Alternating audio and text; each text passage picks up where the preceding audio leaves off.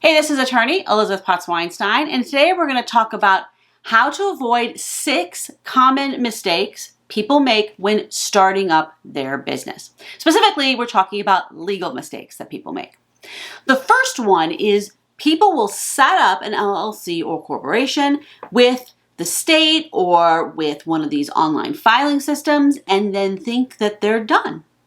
And the short answer is you're not done.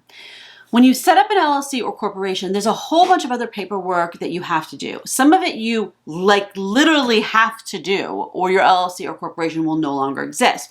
There's annual filings or every other year filings in every state that I know of, at least every state where I've checked. And if you don't do those filings, then eventually your corporation or LLC will no longer exist. And I've seen this happen many times with clients. One of the first things I do when I get a new client who has an LLC or corporation is check on the state database to make sure that they actually do have an LLC or corporation. And a significant percentage of the time, they don't. The next thing about that is you have other documents you need to create that the online filing system you used or definitely the state website didn't create for you. So an LLC should have an operating agreement.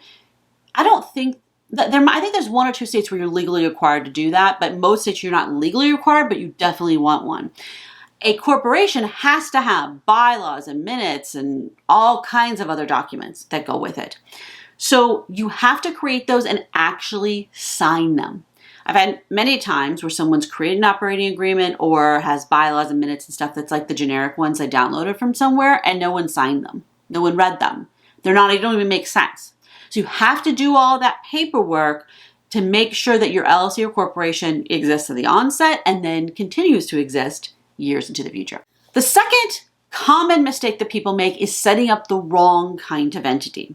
I just did a video about setting up a professional corporation in California, posted a couple weeks ago. So there are some kinds of businesses that cannot be certain types of entities, legally cannot be. So for example, a lawyer in California can't be an LLC. I have to be a professional corporation or sole proprietorship or partnership. It was multiple people in my law firm. That's common in many states. There are specific rules for people who have some kind of a license. So people in the medical fields, lawyers, accountants, that's very, very common, but also many other kinds of businesses. You may not think of yourself in one of those fields, but you actually are. And so this is something you have to look up when you create your LLC or corporation to make sure you're actually allowed to do that. And they don't have some kind of special setup for you, a professional corporation or a professional LLC. The third common mistake that people make in their business is not keeping the money separate. This is called commingling. The money of your business, the income that comes in and the expenses that go out should be kept as separate as possible from your personal income and expenses. Now, for sole proprietorship, this isn't legally required. You can have a big mess. However, it is going to make your life incredibly difficult when you come to do taxes at the end of the year. And it's also, you're not going to know how much money you're actually making because you have no way to track things. They're not separate. So even for a sole proprietorship, but definitely for an LLC corporation, you have to have separate books, bookkeeping, and you have to have separate bank account. Now, you can use a personal credit card for business expenses if you keep an accounting of it and reimburse yourself for it. Kind of like when you work at a big corporation, then you can have a credit card and, go out to eat when you're on your business trip and you submit the receipts and your boss reimburses you. So it's the same kind of thing there. However, it is something you have to track. The big danger there too is that if you're in business with other people, one thing that can happen is you have 2 people who are in business together and one of them has much better credit than the other. So that person puts a whole bunch of stuff on their personal credit card to start up the business, and then the business doesn't succeed and it falls apart. What happens to that personal debt? You may think you have a handshake agreement with your business partner that they're going to share in paying that off, but they may not have any legal obligation unless there's something in writing saying they do. It is a very dangerous position to put yourself in. So You can do that, but you need something in writing in your operating agreement or some other kind of contract where the LLC is going to pay you off, and or if the business goes under, the other business partners will pay you off. Now, if you do not keep things separate, if you have an LLC or a corporation and you commingle the money, you don't keep things separate, it's as if your LLC or corporation never existed and you were personally liable. I've seen this happen. Years ago, I had a client who had a C corporation, and I think it was in construction of some kind. And there would be money in the business checking account, and then they would just take the debit card for that checking account and go to the grocery store and buy their own personal groceries. Because they're like, well, we're the only owners. And the answer is no, you cannot do that. If the business is going to pay you money because you made a profit, it has to write a check or whatever or do some kind of payroll system. There's different ways you do it, and then pay you the money, and then in your personal checking account, and that's what you use to go grocery shopping. So you have to keep the money separate and have its own set of books. It doesn't have to be fancy bookkeeping software if you may want to use that, but it could even just be a spreadsheet, but you need to have some way of keeping track. The fourth common mistake is no insurance. I think that people don't think about getting insurance for their business. They aren't thinking that they have a lot of liability if they're working from home. There's no people coming there in person, etc. But you definitely want to have insurance for your business for a couple reasons. The first reason is if your homeowner's insurance or your renter's insurance finds out you have a business and that it doesn't have insurance, they will drop you.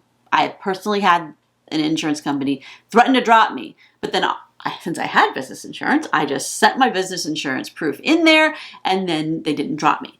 So you definitely don't want that to happen. That's a big problem for you. The next thing is you want to have your business stuff covered, your business property, your camera, your laptop, the phone that you use for your business. If you're using that for business stuff, it probably isn't still covered under your renter's or homeowner's insurance. So if your place burns down or whatever, or if it gets stolen, it needs to have its own coverage. And then also, yes, you want business liability. If you're using your car for business, you need insurance on your car that's business insurance, like if you're taking clients around or something like that. You may need errors and omissions insurance or malpractice insurance for the acts that you do personally, the advice that you give to people. That needs to have coverage in case you're wrong. You're paying for not just for the potential damages, hopefully you're not going to damage anybody, but also for the attorney who's going to defend you from someone who wrongfully tries to sue you. So look into the insurance. There's some insurance they will offer you that's way, way too expensive. So get a bunch of different quotes, see what it actually covers. Commonly for a lot of small businesses, you can get business owner's insurance, and it's like a package that has a bunch of stuff in it. The fifth common problem is not setting aside money to pay taxes. I remember a few years ago, I had a colleague who had a law firm that made seven figures, had this amazing year, and then got the tax bill in April or whatever it was, and was shocked at how much money they needed to pay in taxes. And they hadn't set aside any of that, and they had to make a deal with the IRS to go on a payment plan, and you don't even want to deal with that. So you need to set aside money from the income that you make in your business to pay taxes on the profits. How exactly it's going to work depends on how your business set up. Is it a sole proprietorship or LLC corporation? Depends if you have other business owners who are going to share in part of the profits and part of the taxes. It depends if you have some kind of taxes that business has to pay itself. So like if you're an LLC in California, you have to pay $800 a year franchise fee after the first calendar year. So you need to be aware of the taxes that will be due for you and be setting aside money as you go. So if you have some big, huge, amazing breakout year, you have the hundreds of thousands of dollars of taxes set aside when the bill comes due. The other aspect of setting aside money for taxes is payroll taxes. So one of the worst things you could do as a business owner, from a perspective of personal liability and also ethics, is to empty out your business checking account before you pay the payroll taxes for your employees' payroll to the IRS or to the state. When you take out money of your employees' paychecks for payroll, when you have the money that is the employer part of payroll taxes you have to pay. That money does not belong to you. You are it's like you have a trust and you're the trustee of that money. You have fiduciary duty to hand it over to the IRS or the state. It is the employee's money. If you don't pay that, I don't care if you have a corporation or an LLC, you are going to end up being personally liable. And it's also not cool because you just took that from your employees, okay? So if your business is starting to go under or having a big financial crunch, the first thing, the number one thing you pay is stuff related to employees and especially taxes that have to be paid to the IRS and to the state. They will personally come after you. That has to be the first money that gets paid. You never borrow from the payroll taxes. The sixth thing that I'm going to talk about today is the common mistake is not getting a business license, local tax certification, local permit that you need to run your business. A number of things can happen if you don't get your business license or a tax certificate or whatever they call in your local jurisdiction. It's not required everywhere, but if it is required and you don't get it, they may eventually find out because you'll have filed something somewhere else saying that you have a business. And then they come and send you a bill for the last 3 years and it's got penalties and interest and all this jazz added to it. And it's a gigantic bill and you don't want to deal with that, okay? So you need to look at, do you need a business license for your business? Some states, it's at the state level. In some places, it's at the city or town or county level. And you need to look at, is it just like a tax certification from your city where you just need to pay the tax and, no big deal. It's not a big application. Or is it something that's more like a permitting system where they're looking at the actual behavior of your business, how you affect your neighbors, etc. You need to know what's going to be required for you. But you need to look into, do you need a business license or any other permits from your state, county, city, or town, so you don't end up having to do it later and paying a bunch of interest and penalties.